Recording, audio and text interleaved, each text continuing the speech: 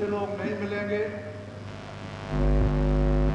महापुरुष तो ये जीव के क्षणों में काल करेगा, शरीर को उठाकर लोग गाड़ देंगे, जला देंगे, फिर खत्म हो जाएगा। दुनिया जैसी की तैसी पड़ी रह गई, पड़ी रह जाएगी। इसको न कोई ले जा सका, न कोई ले जा सकेगा।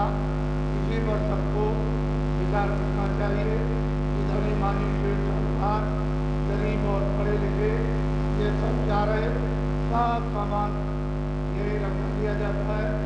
एक भी सामान या कोई भाषा लेकर के कोई भी नहीं जा सकता।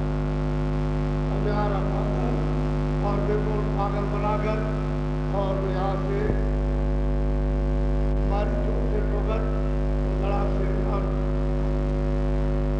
ये जो दुनिया हमारे सामने चलती आ रही है और उत्पत्ति होती जा रही, इसको अपनी आंखों से देखो और विचार करो कि हमारे सामने जा रहे, हमारे सामने आ रहे, हम भी चले जाएंगे और हम भी यहाँ आए तो हमारे आने और जाने का क्या स्थान होगा, कहाँ से हम आए, कहाँ जाएंगे।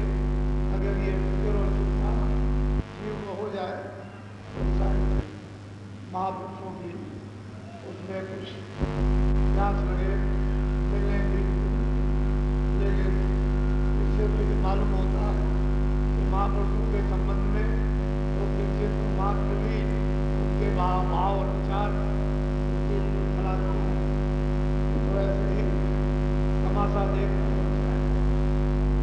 तमाशा तो खुद बन गया और तमाशे में हमको बन गया। अब ये तमाशा कौन पूरा संपन्न करेगा? जब महापुरुष, इसके पहले कुछ नहीं। तो आपने जो 7 दिन जो ये सत्संग आपने बिल्कुल निर्मल और शुद्ध और पवित्र जो अपने कानों से सुना, ये ऐसा मत समझो कि बहुत है, ये अभी कुछ नहीं है। सत्संग आपने सुना ही नहीं। सत्संग किसको कहते हैं? सत्संग नाम किसका है?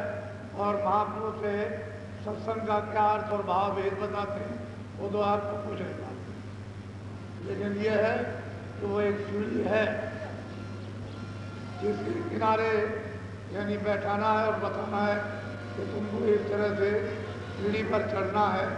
तो धीरे धीरे अगर बैठना सीढ़ी के पास सीख गया तो एक दिन चढ़ेगा नहीं।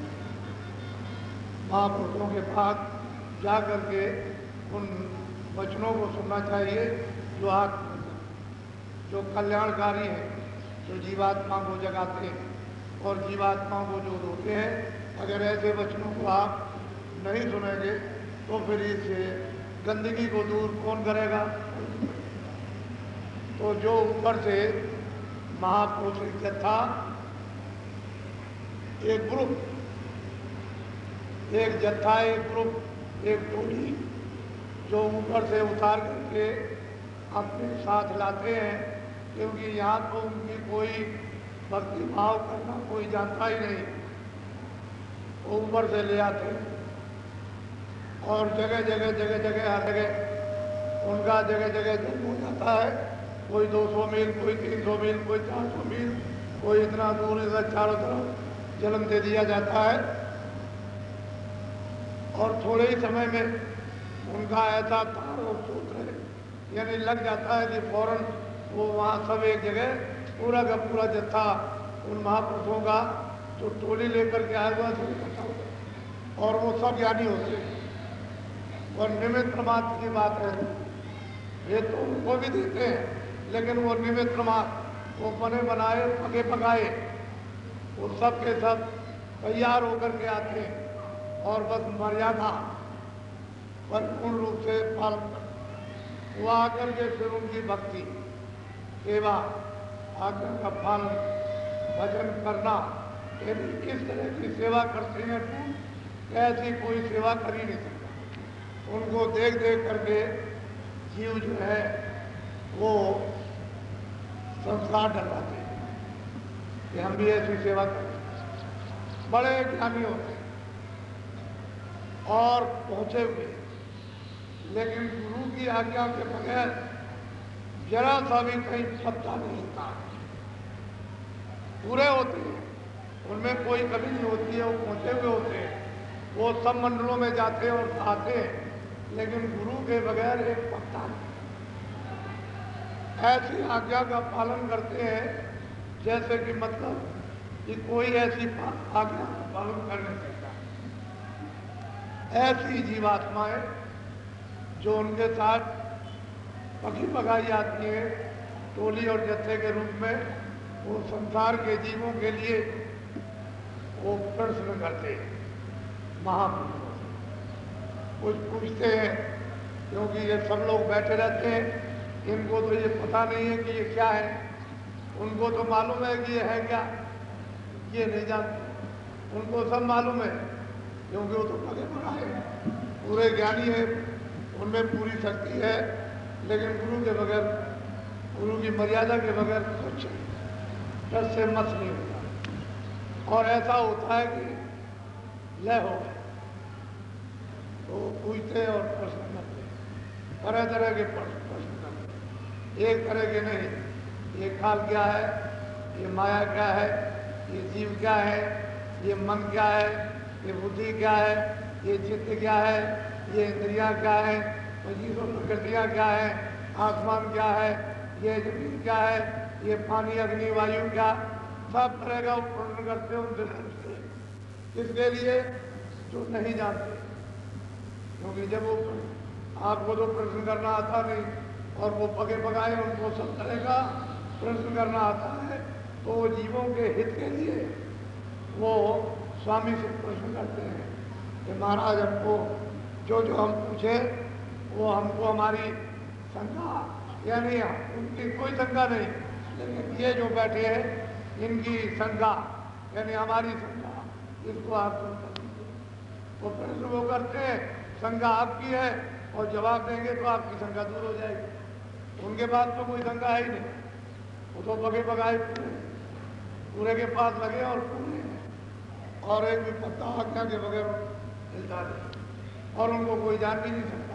उनको तो केवल यही जानते हैं कि आशिक है, ये प्रेमी है, इनके बगैर, इनकी आज्ञा के बगैर दूसरा कोई काम नहीं करेंगे, इनको और कुछ भाता नहीं, अच्छा नहीं लगता है, ऐसा मैंने कभी भक्त इतना तो जानेंगे, लेकिन उनकी पहुँच वोच नहीं पड़क पाई, वो तो जरा भी इशारा भी नहीं, हाव में भाव में बोल में चाल में भी पता नहीं चल सकता है।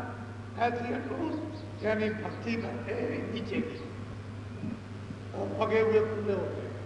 तो आज मैं आपको बहुत विधि विधान से आपको समझाऊंगा, और ये भक्तों का, सच्चे भक्तों का प्रश्न है, सब जीवों के हितों के लिए, ताकि सबका हित हो और सब जीव जागे और शंकाएं सबकी खत्म हो जाए।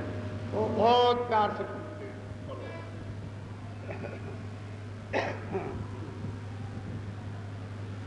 अब सूरते पूछे स्वामी से, भेद कहो अपना।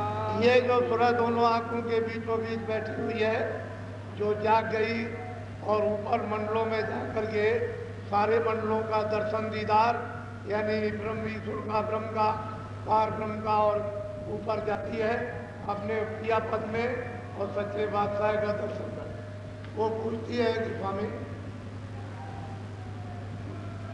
बड़ी दया हो जाएगी, अपने स्वामी से पूछती है, कुछ प्रश्न करती है बहुत श्रद्धा के साथ कि आप कुछ अपना भेद तो बताइए कि आप हैं को। अपने स्वामी से पूछते हैं कि हमने तो आपको अपना कर लिया, अपना बना लिया, आप हमारे हैं, हम आपको छोड़ नहीं सकते हैं और आप भी हमको नहीं छोड़ोगे, लेकिन स्वामी एक ये प्रश्न है कि आप हैं को। बोलो। वास तुम्हारा कौन लोक में, यहाँ आए तुम कौन मौज। कहते हैं कि स्वामी ये बताइए, पहला प्रश्न है कि आप किस लोक के पास हैं, किस लोक में रहते हैं, किस धाम में रहते हैं, कहाँ से आप आए, और फिर यहाँ किस मौज में किस इच्छा में, क्या करने के लिए यहाँ मृतलोक में आए, कहाँ आपका वासा है और क्या इच्छा लेकर के क्या करने यहाँ मृतलोक में आए। स्वामी मुझे इसका उत्तर दीजिए। बोलो।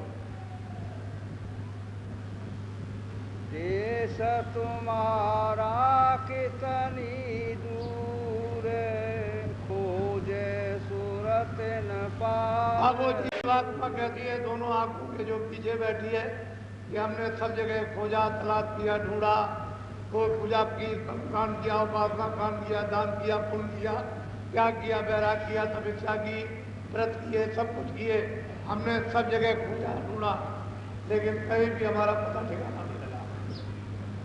तो कहते हैं कि भाई आप कहाँ के रहने वाले और यहाँ क्यों आए हो, और आपका यहाँ से इस मृतलोक से कितनी दूर आपका देश है, कहाँ के वासी आप, ये हमको सब क्यों आए, किस मौज में आए, कहाँ के रहने वाले हैं, फिर यहाँ आए हैं, तो यहाँ से मृतलोक से वो आपका देश कितनी दूर है। बहुत प्यार के साथ में वो प्रश्न कर रही है और पूछ रही है कि इसका भी हमको उत्तर दीजिए। पहले तो वो सब कुछ किए रह रही है, बाद में फिर सब सुन करके उसको उत्तर दे। बोलो। मैं बिछड़ी तुमसे कहो कैसे, देश पराए आई जैसे। कहते हैं कि मैं पराए देश यहाँ क्यों आई और मैं आपसे क्यों बिछुड़ गई, इसका भी मुझको सही सही उत्तर दीजिए।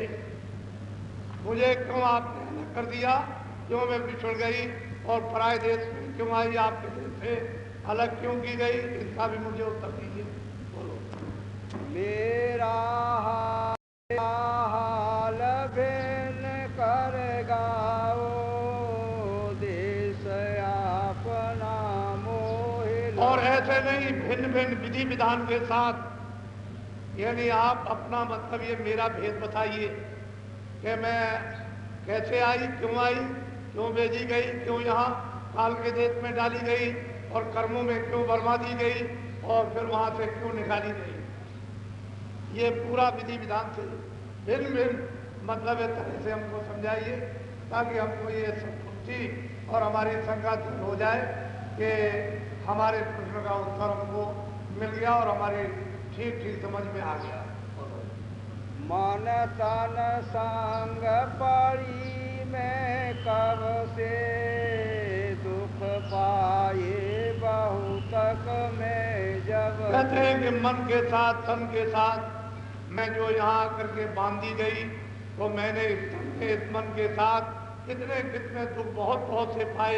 ये ऐसा क्यों मेरे साथ किया गया, क्यों इस दुख में लाया गया, क्यों तन के साथ मन के साथ बांधी गई, फिर मेरे ऊपर में ये कर्म बंधन क्यों डाल दिया गया कि ये पाप है, ये पुण्य है, और मैंने जो कुछ भी किया है और इतने दिनों से मैं भोग रहा हूँ, चिल्ला रहा हूँ, रो रहा हूँ, और मेरा कोई सहारा या उपाय करने वाला नहीं। ये भी मुझे ठीक ठीक बताइए।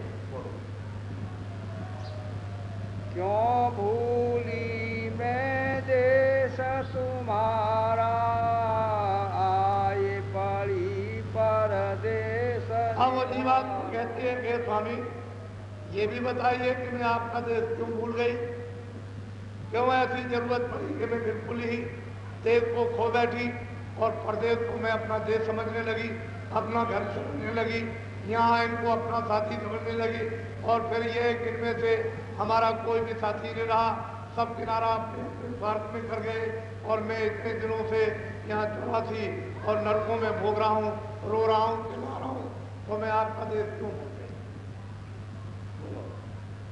पाताल बसो के मृत्यु लोक में, स्वर्ग बसो के ब्रह्म। अब वो तुरंत कहती है कि स्वामी क्या आप पाताल लोक में है, या मतलब मृतलोक में आप रहते हैं, या आप स्वर्गलोक के वासी हैं, या वैकुंठ लोक के वासी हैं, तो मुझे ये भी बताइए कि किस लोक में आप रहते हैं, इनमें रहते कि नहीं, पाताल में, मृतलोक में और स्वर्गलोक में, वैकुंठ लोक में कहाँ के वासी हैं।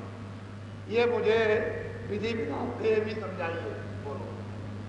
इंद्रपुरी या शिव मुकाम में कृष्ण लोक या राम। कहते हैं कि वो इंद्रपुरी में या शिवपुरी में यानी निरंजन भगवान के यहाँ आप बसते हैं या कृष्ण लोक में रहते हैं, मतलब या प्रकृति लोक में रहते हैं या पुरुष लोक में, किस लोक के आप वासी हैं, वो मुझको अलग अलग विधि विधान से मुझे समझा दीजिए, तब मेरी श्रद्धा जाएगी। और आप हम मिल गए बताने के लिए और यहाँ क्यों आए हैं, तो ये मुझे सब तरतीब बार से बताइए। कृष्ण लोक या राम लोक में प्रकृति लोक या पुरुष। कहते हैं कृष्ण लोक या राम लोक या प्रकृति लोक या पुरुष लोक में क्या वो धाम के आप रहने वाले हैं जो यहाँ आए हैं? क्या जरूरत आपको यहाँ आकर के पड़ी, इसलिए आप आए? या तुम व्यापक सभी लोक में चार खाने चरय। और वो सूरत पूछती है कि स्वामी क्या आप सब जगह व्याप्त थे, सब लोगों में व्याप्त थे, या मतलब 84 और मतलब है कि नरकों में भी आप व्याप्त थे, किस जगह पर रहते हैं और कहाँ के रहने वाले? ये सब अलग अलग भिन्न भिन्न हमको ये विधि विधान से ये हमको बताइए। क्यों मोहे डाला काल लोक में अति भर माया हर्ष। और ये भी बताइए कि आपने मुझको काल के लोक में क्यों डाल दिया, क्यों फंसा दिया? मैं यहाँ अति भरम गया, मुझे पता ही नहीं है कि मैं कहाँ हूँ और जन्मता हूँ मरता हूँ, अति दुखी होता हूँ, मेरे दुख को कोई सुनने वाला नहीं, और मैं चाहता हूँ 84 और नरकों में मुझे नाना प्रकार की यातनाएं दी जाती हैं, तो मुझे यहाँ काल के देश में आपने क्यों डाला? अब क्यों आए मोहे चितावन रूप धरा तुम अति मन। अब वो बड़े प्यार से कहते हैं कि स्वामी अब आप बहुत दिनों के बाद मुझको शिव चिताने के लिए आए हो, इसमें कोई संदेह नहीं है कि जो रूप आपने धारण किया बड़ा मनमोहन आकर्षण है, बहुत मनमोहित जो रूप धारण किया है और आकर्षण में, ये तो मैं जान गई, ये तो मैं समझ गई, लेकिन इतने दिन के बाद आप आए क्यों? सब तरह के प्रश्न ऊंचे नीचे, सुलझने के, उलझने के, गिरने के, फंसने के, निकालने के, हवाले करने के, सब पूछ रही है कि हमको ये सब बताइए।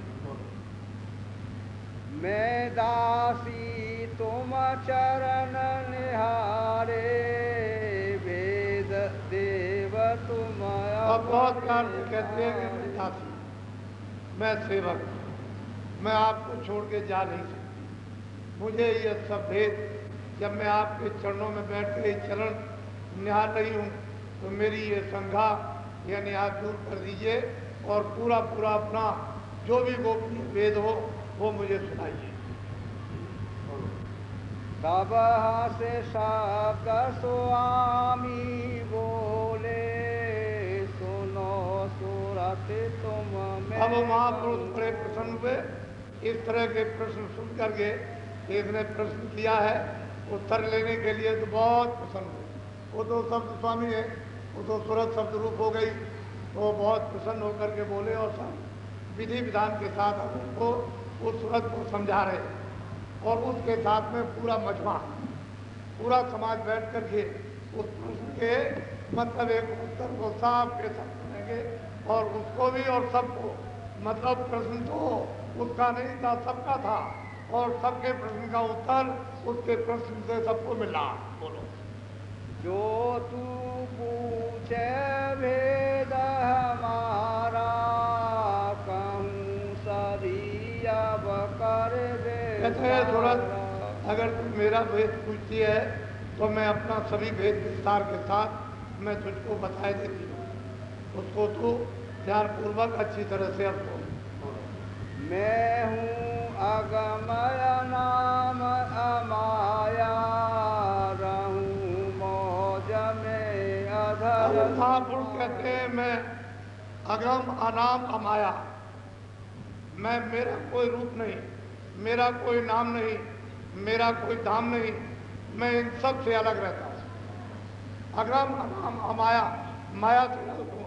हमारे यहाँ न कोई माया है, ना वहाँ कोई काल है, ना वहाँ कोई कर्म है, किसी तरह की कोई गंदगी नहीं है, मैं वहाँ का रहने वाला हूँ। मेरा भेदन कोई पावे, मैं ही कहूँ तो कहन में आवे। अब वो महापुरुष कहते हैं कि सूरत मेरा भेद तो कोई जानता नहीं, मैं अगर किसी को सुनाऊं तभी तो किसी की समझ में आ सकता है। तो जो मेरे पीछे जो गोपनीय यहाँ संत है रहते हैं उनको तो कोई जानता है। एक दफे भक्तों ने अपने स्वामी से प्रश्न किया कि महाराज आप बार बार कभी कभी गोपनीय संतों का जो विवरण करते हैं वो किस प्रकार के हैं। तो उन्होंने कहा कि चलो मेरे साथ, मैं तुमको ले चलो दिखा। तो गए, ले गए, दूर बैठे, कह लगे देखो वो गोपनीय संत हैं, वो देखो हल चला रहे पूरे, ये रोज आते और जाते, ये गोपनीय है, इनको कोई नहीं जानता। मैं तुमको इनका परिचय तुमको बता देता हूँ कि ये पूरे, और इनको मालूम है कि ये क्या है, हमको मालूम है कि ये क्या है, लेकिन इनका भेद कोई नहीं जानता। तो एक भक्त पीछे से जब वो बता करके चल पड़े तो वो पीछे रुक गया और वो हल चला रहे थे, वहाँ से ले गए और बैलों को उन्होंने पानी पिलाया, चारा डाला, तब तक ये पहुँच गया। तो उन्होंने उससे कहा कि तुम यहाँ तुम आ गए, तुम जाओ, वो पूरे हैं, वो अधूरे नहीं, वो पूरे, और अब कभी मत आना, वो पूरे हैं, वो अधूरे नहीं है, तुम जाओ और कभी कुछ कहना नहीं, चले जाओ। जब यहाँ आए तो उससे पूछा भक्त से कि तुम वहाँ क्यों गए थे। उन्होंने क्या कहा, कह लगे पूरे, तो तुम वहाँ क्यों चले गए, तुमको पहचान कराई थी, ये जो गुप्त रहते हैं वो किस तरह से रहते हैं, इनका भेद कोई नहीं जान सकता। ये सारी अंतर मंडलों की सारी संभाल और यहाँ की सब गोपनीय करते हैं, और भक्त वत्सल बनकर ये मतलब है हर समय सब जगह ये देखा करते हैं, और इस तरह से रहते हैं। इनका रहन सहन और वेशभूषा इस तरह का है कि इनको कोई नहीं पहचान सकता। सही बात है, उनको कौन जानता, ये उनको जानते हैं, वो इनको जानते हैं, और ये सब ऊपर में मिलते हैं। तो पूछती है, हे स्वामी अपना आप भेद बता दीजिए और विधि विधान से, ताकि हमारा ये संदेह सबका सब दूर हो जाए। तो वो कह रहे हैं कि नहीं, मैं तो मतलब ये है कि एक है अगम अनाम अमाया, मेरा वहाँ कोई भी भेद नहीं जानता, और मैं ही अगर कुछ कहूँगा तो किसी की कुछ समझ में आएगा, वैसे कोई नहीं जान सकता।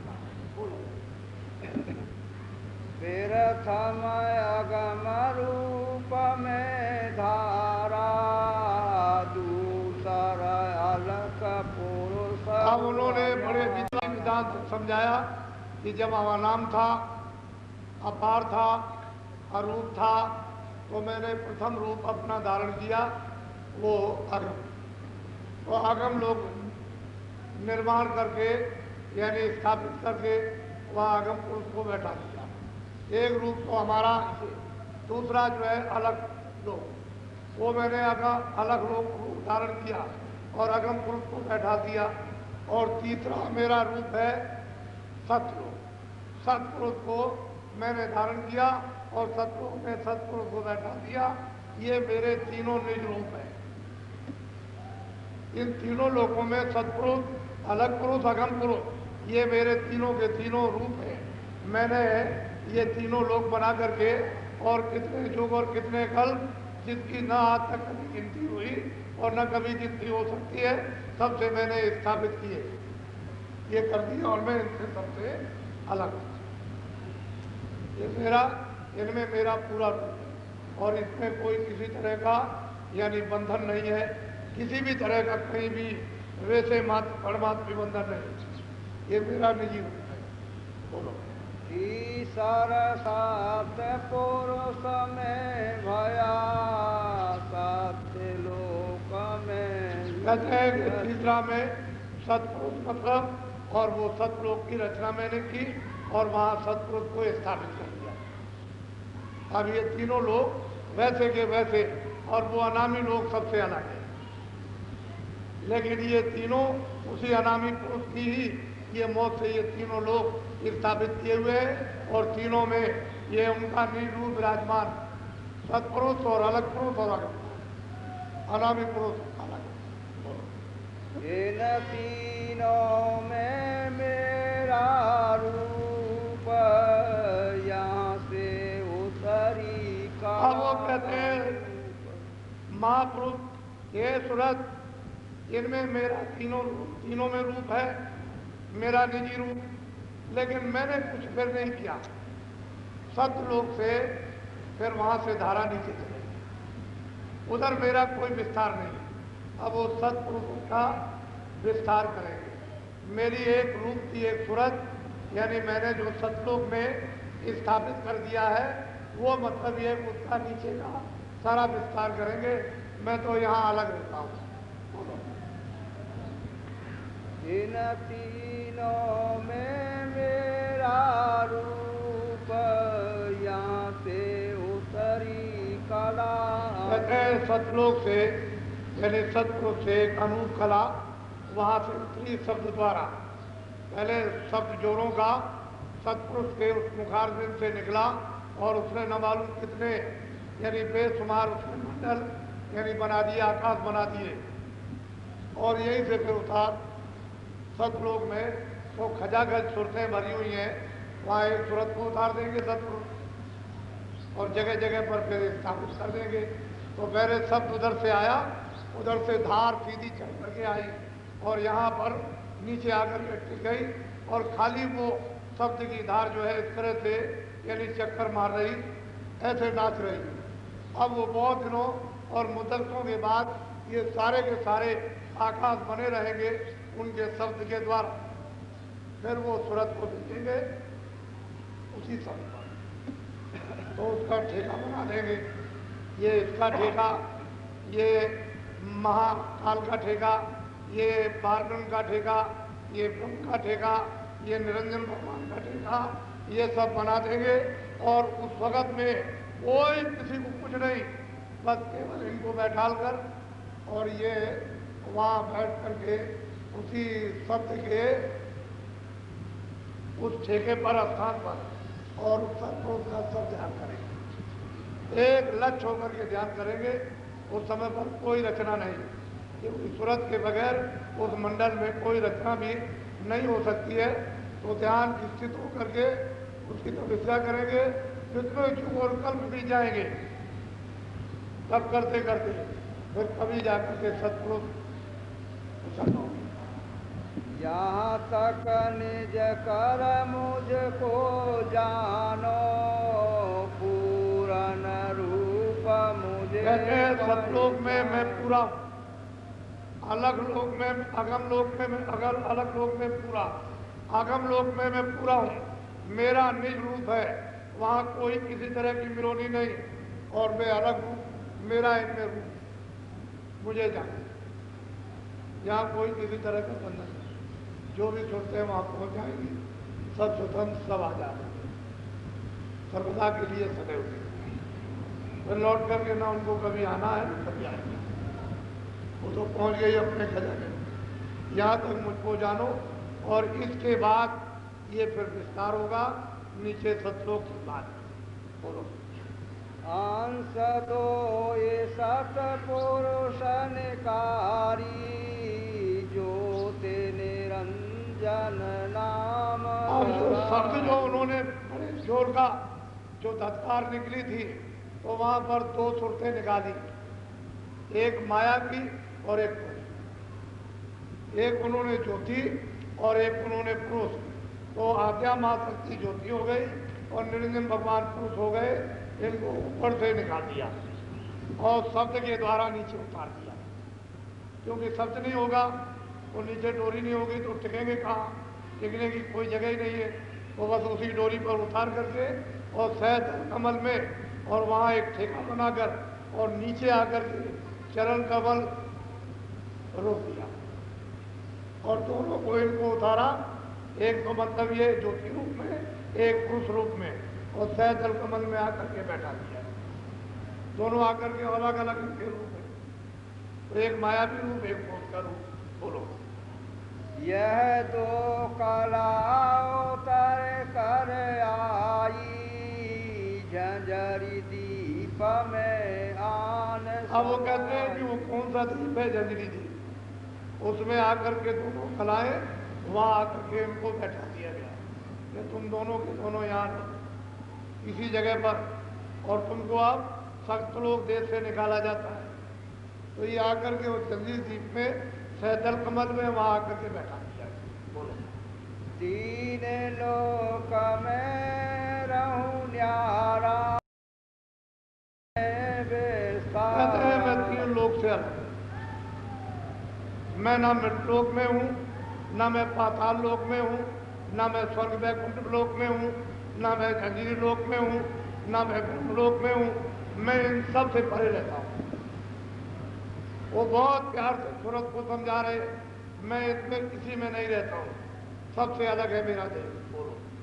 तीन लोक एक बूंद पसारा, सेंध रूप है अगम अब वो कहते हैं कि तीन लोक में एक हमारी यानी निकाली हुई एक बूंद रहती है, एक बूंद के रूप में सूरत यानी झंझरी दीप सहजल कमल में ये वहाँ आकर के टिका दी गई। उससे ये तीनों लोग ये निर्माण हुए। मेरी एक बूंद रहती है और मैं तो अगम अपार, मेरा कोई भेद नहीं जानता, मेरी कोई पैमाइश नहीं करता, मैं अलग रहता हूँ। मेरी एक बूंद रहती है तीन लोग में, उसका ये सारा का सारा ये सब पसारा है। बोलो।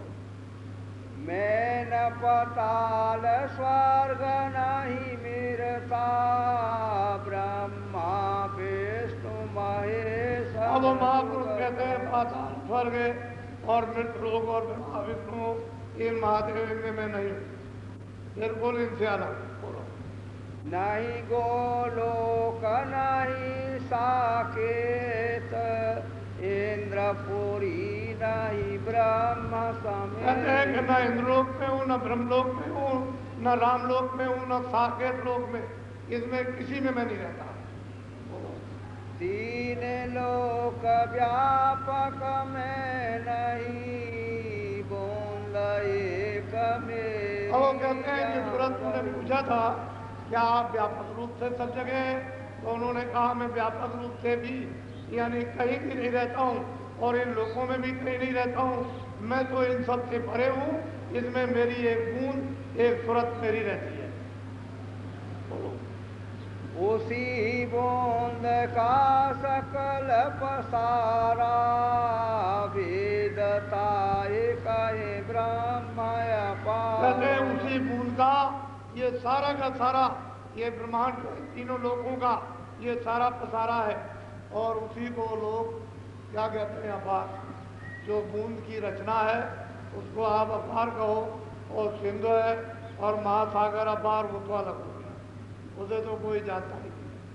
अब वो खुद आकर के सुरतों को अपना भेद बता रहे और मालिक का पता और ठिकाना, और ये बता रहे कि मैं कहीं नहीं रहता हूँ, ना मेरा व्यापक रूप है, मैं तो एक बूंद मेरी वहाँ रहती है, उसका ये सकल सारा का सारा ये पसारा है, मैं इन सब से अलग हूँ। बोलो। वेदांती आए ब्रह्म बखाने, सिद्धांती आए सोत पुकार। कहते हैं कि वेदांती कोई कहता है ईश्वर है, कोई कहता है ब्रह्म है, कोई कहता है प्रकृति है, कोई कहता है माया है। इस तरह से लोग जो है वो उस समय पर वर्णन करते हैं, क्योंकि मेरा वेद तो उस समय पर खोला नहीं गया था, तो किसी ने कुछ ऊपर का बताया भी नहीं कि भाई ऊपर में कुछ है, तो यही लोग यही उपासना करते हैं और इसी को अनुमान से कहते हैं कि ऐसा होगा, वो व्यापक है, उसका नाम नहीं, उसका रूप नहीं है, वो मतलब ये क्या रूप है, लेकिन ऐसा नहीं। अगर रूप नहीं होगा तो नाम क्या? रूप है नाम बात। जब नाम है रूप है तो स्थान होना चाहिए। जब नाम रूप स्थान है तो उसकी आवाज होनी चाहिए, नहीं तो फिर कैसे निर्माण कैसे होगा, यानी रचना कैसे होगी? तो इसलिए आवाज क्यों? क्योंकि रचना करने में बोलेगा, और अगर हम लोग न बोले तो यहाँ कोई भी रचना इन कारखानों की और इन मकानों की सामान की नहीं हो सकती है। आवाज ही से तो ये सब रचना हुई, और आवाज के ऊपर ही तो आप काम करते हो, ये ऐसा काम करो, ऐसा काम करो, ऐसा काम करो, ये मशीन बनाओ और मशीन चलाओ, इसको ऐसा करो। तो इसलिए शब्द की ही सब जगह, यहाँ वो शब्द गुप्त है, जड़ता में है, और वहाँ शब्द चेतन का। तो चेतन रचना अलग है और वो अद्भुत रचना, ये रचना जो है जड़ और चेतन। तो कहते हैं मेरी गूंज एक रहती है, बड़े बड़े वेदांती और योगी इसी को कह करके अपार और वेद क्या ये कह करके थक गए, लेकिन मेरा वेद इनमें से किसी ने नहीं जाना। मेरी एक बूंद वहाँ पर रहती है, उसी ने ये सगर यानी सारा का सारा मथारा किया। इसके आगे भेद न पाया, सतगुरु बिन उन दो कहते हैं जिन किसी को ये भेद इसके आगे का नहीं मिला, और सदगुरु महापुरुषों के संतों के बगैर सब धोखा खा जाएंगे कि उनको पता ही नहीं है कि मैं कहाँ से आई। जब सुरतों का हाल ही किसी को मालूम नहीं है, तो असल में बात यह है कि सत्पुरुष ने नीचे अपने इच्छा मर्जी मौत जो नीचे की रचना की है, वो मतलब ये है कि ऊपर यानी ठेका बना करके स्थानों पर और इन सुरतों को बैठाल करके, यानी मतलब ये है कि तपस्या कराई, और इन्होंने तप करने के बाद जब प्रसन्न कर लिया सत्पुरुष को, तो उन्होंने वरदान मांग लिया। उन्होंने कहा भाई तुम क्या चाहते हो, तुम्हारे ध्यान से, तुम्हारी इस तपस्या से, इस भक्ति से हम प्रसन्न हो गए, ठीक है हमने निकाल दिया, लेकिन हम आप खुश हो गए, अब आप चाहते क्या? तो उन्होंने कहा जैसा सतलोक में आपका राग है उसी तरह का अपना राग है। तो ये बात तो मानी हुई है कि बगैर जीवात्माओं की रचना कभी किसी मंडल पर हो ही नहीं सकती है। अगर यहाँ पर जीवात्माएं चर जीव जंतुओं में और मनुष्यों में न रहे तो यहाँ कोई रचना कोई काम हो नहीं सकता। क्यों? मनुष्य शरीर रहेगा नहीं, जानवर शरीर रहेंगे नहीं, पंछी शरीर रहेंगे नहीं, कीड़े मकोड़े के रहेंगे नहीं। जब शरीर कोई नहीं रहेगा तो कामकाज कैसे होगा? फिर कोई रचना नहीं होगी। सुरतें जाओ जो शरीरों में बंधन में जब रहेगी तभी रचना बैठेगी। तो उनको उन्होंने प्रसन्न होकर के ये मत मुझे अच्छा हमने तुमको दिया। अब वो प्रसन्न होकर के रचना करने के लिए सुरतों का भंडार, फिर ये सुरतें जब भेजी जाएंगी तो ऐसे भंडार नहीं भेजा जाएगा कि सीधी चली जाओ। उनके लिए भी कितने युग और कितने कल्प यानी अनगिनत दिन बीत जाएंगे, तब धीरे धीरे उनको नीचे उतारा जाएगा। नहीं एक नीचे आ ही नहीं सकती, क्योंकि उनमें भी बड़ी शक्ति है, उनमें भी बहुत ताकत है, मामूली शक्ति नहीं है।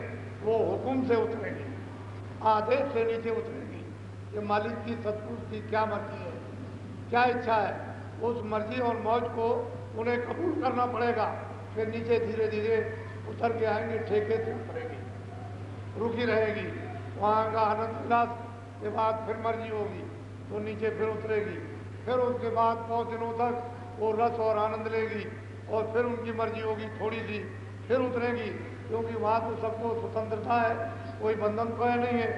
फिर जब नीचे आएंगी, जब ब्रह्म स्थान पर जब आएंगी तो उनको एक झिल्ली बारीक, एक कपड़ा जैसा, एक पर्दा जैसा बहुत बारीक होगा, यानी अनुमान को होगा कि कोई कपड़ा आया था छाया के रूप में आया, वो तो उस दृष्टि से ज्ञान दृष्टि से उसका बोध होगा, एक छाया के रूप में प्रकाश में एक पर्दा जैसा फेंका गया। तो वो किस चीज का पर्दा होगा? शब्द स्पर्श रूप रस का। इसका एक पर्दा जीव आत्माओं के भंडार पर फेंक दिया। तो ये माना जाता है कारण से। फिर वहां रुकी रहेगी मुद्दतों तक, कितने युगों तक, कितने कल्पों तक। फिर उनको नीचे फिर वो कपड़ा पहरा करके रूप रसगंध का तो फिर नीचे उतारा। फिर उनको एक सूच में एक उन्होंने उससे थोड़ा यानी वो एक पर्दा डाला और 9 तत्वों का होगा शब्द स्पर्श रूप रसगंध और मन, बुद्धि और चित्त और अहंकार, ये 9 तत्वों का इसके ऊपर में एक पर्दा फेंक दिया। मालूम तो हो गया एक पर्दा एक आया, तो उस पर्दे में सूक्ष्म शरीर में वो जीवात्माएं फिर बहुत मुद्दतों तक कितने युग और कल बीत गए, फिर वहां रुकी रही और फिर उसके बाद नीचे उतारी। लेकिन आ रही है सब एकदम से शब्द की धार पर, जिस पर ये सब टिके हुए हैं उसी धार से उतारी गई। फिर ये आकर के जब नीचे आई तो माया के लोक में आई, नीचे आई निरंजन धाम में जब आई तो नीचे जो उतारी गई तो एक पर्दा यानी दोनों से एक मोटा यानी फेंका गया 17 तत्वों का। क्या 10 इंद्रिया, चतुर्संध्याकरण, मन, बुद्धि और चित्त और अहंकार और रजोगुण तमोगुण सतोगुण, इनका एक कपड़ा यानी एक पर्दा फेंक दिया ऊपर। तो ये लिंग शरीर में आ गया। बहुत मुद्दतों तक और युगों तक वहां रुकी रही और मतलब सुगंधी का उसमें आहार करती रही। फिर उन्होंने उसमें मतलब प्रकाश का आहार किया, फिर शब्द का आहार किया अपने अपने शरीर में और फिर उसके बाद नीचे उतारा। ये मृतलोक में इसे स्थूल कपड़े, जल पृथ्वी अग्नि वायु आकाश, जब इसमें कपड़े में बैठाई गई यानी दोनों आंखों के, तो जन्म से ही उनको बोध था, क्योंकि वहां तो कोई गंदगी का पर्दा था नहीं, तो पूरा उनको ज्ञान था ऊपर। जन्म लिए तो सज्जन जोगी सब विज्ञानी और कर और ध्यान करे सब प्राणी, सब के सब जोगी विज्ञानी, बच्चे बच्चियां सब के सब, और 1 लाख वर्ष की आयु सज्जुग में इन्हीं मनुष्य, और आते थे जाते थे आते थे जाते। यानी फिर भी किसी तरह का कोई बंधन यानी नहीं था, कोई पर्दा नहीं था। फौरन मतलब ये स्थूल शरीर छोड़ा, लिंग छोड़ा, सूक्ष्म छोड़ा, कारण छोड़ा और निकलती चली गई। और वहां मतलब ये फिर उपास जब देखा कि ये सब वापस जा रहे, तो ये सब जो हमने तपस्या की है, निरंजन भगवान ने सोचा तो ये हमारी बेकार हो जाएगी। तो जो हमको भंडार मिला है ये सब रूहें और सुरतें वापिस अपने पद में अपने घर में चली जाएंगी, तो फिर तो हमारा ये सब खेल बेकार हो गया। तो इन्होंने फौरन अपनी शक्तियों को ब्रह्मा विष्णु महादेव को पैदा किया और पैदा करने के बाद तपस्या का आदेश दिया, ये तप करने चले गए। जब समाधि लगाई तो फौरन इनको समाधि में अपनी आकाशवाणी सुनाई थी कि अब देखो तुम इसको सुनो और तुम विधान बनाओ। 4 वेद, तो इन्होंने पूरा विधान बनाया। अब इनको बेचारी जीवात्माओं को क्या मालूम है कि विधान बनाकर और इनको सुना दिया जाएगा कि भाई तुमको अधिकार दे दिया, अच्छा भी अब करो, बुरा भी करोगे तुमको भोगना पड़ेगा। तो असल में कभी अच्छा कभी बुरा। फिर जब आप उसमें भी कितने युग और कितने कल्प बीत गए, ऐसे जल्दी अच्छे बुरे में लोग नहीं फंसते हैं। वो तो बहुत बहुत मुद्दतों के बाद फिर इस अच्छे बुरे कर्मों के बंधन में फिर आए। फिर धीरे से 4 खाने 84 लक्ष्मी अर्थात नरक, ये सब उन्होंने बनाकर तैयार किए और धीरे धीरे उनको फिर मतलब ये है कि 1 लाख 20 लाख और 30 लाख इस तरह से उनको देने लगे कि अच्छे कर्मों से जो पुण्य कर्म है उनको 1 यानी 20 लाख दे दिया, फिर उनको 1 लाख, फिर उनको तीसरा लाख, इस तरह से, और फिर चौथा लाख। नीचे धीरे धीरे उतरते उतरते अब वो महापुरुष कहते हैं कि असली तो रचना इस तरह से। फिर क्या कहते हैं जरा सुनिया।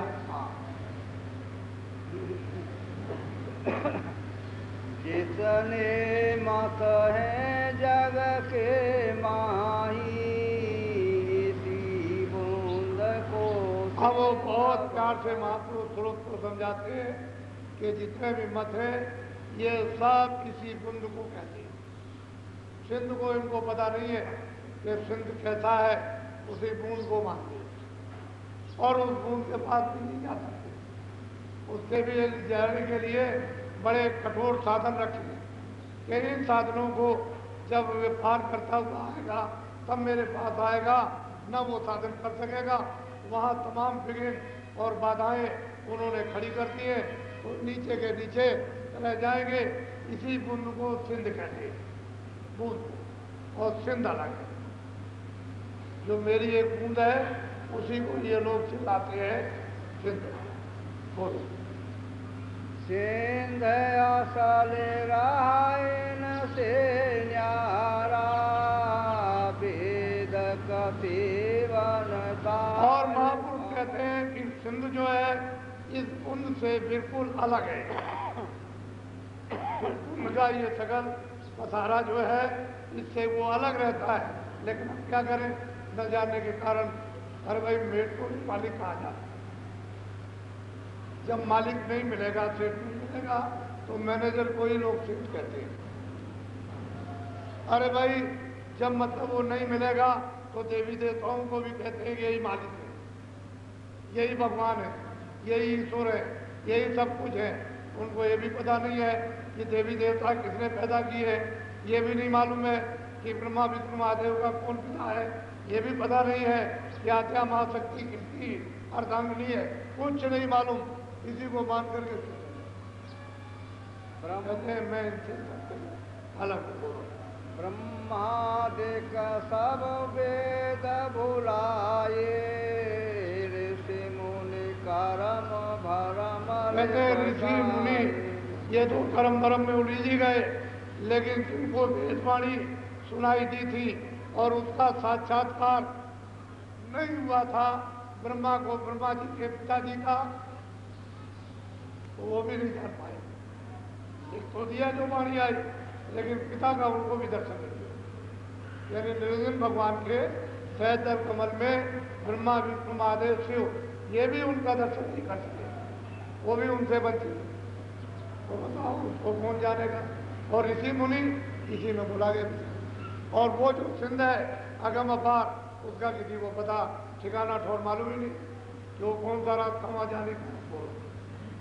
पीर पैगंबर कुतुब औलिया, बूंद भेद पुराण। कहते हैं कि पीर पैगंबर कुतुब औलिया ये तो बूंद का भी भेद नहीं जानते। सिंध की बात को स्वप्न में छोड़ दीजिए, बूंदी को नहीं जानते ये खुदा कैसा है, उसका दीदार ही नहीं किया है। तो बताओ आगे की बात कैसे समझ में आएगी। फिर ब्रह्म को कैसे देखेंगे, पार ब्रह्म को कैसे देखेंगे। और वो जो सिंध है उसका तो एक बात ही नहीं। इन्होंने तो बूंद को ही नहीं जाना। बोलो। सुनो सूरत तुम अपना भेद, तुम हम में थी सदा। और प्यार से कहते हैं कि हे सूरत तुम अपना भेद समझो और सुनो, तुम मुझ में थी, अभेद थी। वहाँ मुझ में तुम में कोई भेदभाव नहीं था। तुम मेरी थी, मैं तुम्हारा था, और मेरा रूप तुम्हारा रूप अलग अलग नहीं था, एक थी। तुम मुझ में तद्रूप थी, समाई हुई थी। मुझ में तुम में कोई अंतर नहीं था। बोलो। काल करी हम सेवा भारी, सेवा बस होए पुष्प। और महापुरुष कहते हैं कि सूरत जब सतपुरुष थी यानी निरंजन भगवान ने और ब्रह्म ने और पार ब्रह्म ने और महाकाल पुरुष ने जब उनकी अखंड सेवा की, तो मैं उनकी सेवा से मतलब ये वशीभूत हो गया और सेवा के बस होकर मैं प्रसन्न हो गया। तो मैंने कुछ विचार नहीं किया। बोलो।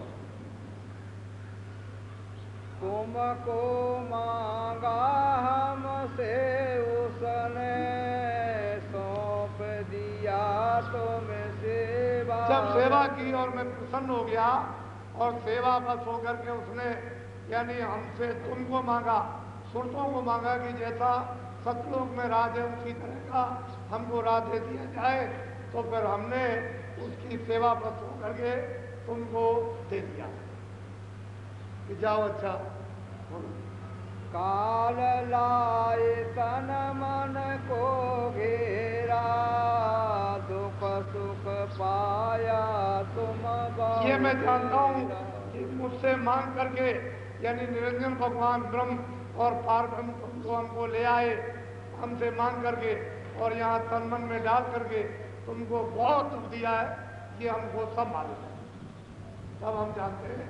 हम तो ये सोच रहे थे कि तुम वहाँ जाओगी और नीचे वाली गंदगी को वहाँ छोड़ दोगी और तुम चली आओगी, लेकिन तुम वहाँ जा करके उस तन में मन में वहाँ फंस गई। बोलो। दुख में देखा तुमको जब ही दया उठी हम अब जब हमने तुमको कितने युग और कितने कल बीत गए, हमने तुमको महान दुख में चिल्लाते हुए जब देखा तो फिर हमको दया की कि चलो अब वहाँ चले, उनको निकाल कर दिया। बोलो। आए किया हम शब्द उपदेशा, शब्द माए तुम यहाँ मैं आया और आकर के जीवों को बताया ये तुम्हारा घर नहीं है, यहाँ तुम्हारे कोई साथी नहीं है, जन्म मरण का स्थान है, मनुष्य किराए का मकान है, इसे खाली करना पड़ेगा, 4 खाने 84 लक्ष्योनी में जाना है,